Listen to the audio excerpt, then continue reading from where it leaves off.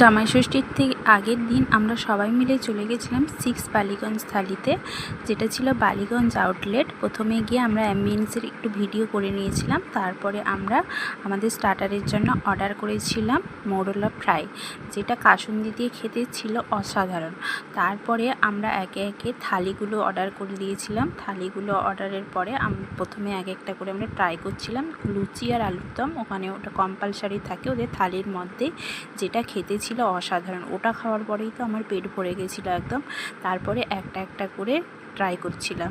তো সব কটা খাবারই আমার খুবই ভালো লেগেছে। তার মধ্যে হরিয়ালি চিকেনটা আমার অসাধারণ লেগেছে, যেটা আমি বাসন্তী পোলাও দিয়ে ট্রাই করেছিলাম।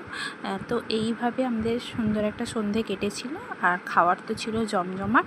তোমরাও গিয়ে বন্ধুরা দেখতে পারো, ওখানকার খাওয়ার কোয়ালিটি এবং অ্যাম্বিয়েন্স খুবই ভালো। তো আমার 10-এর মধ্যে 8 রেটিং।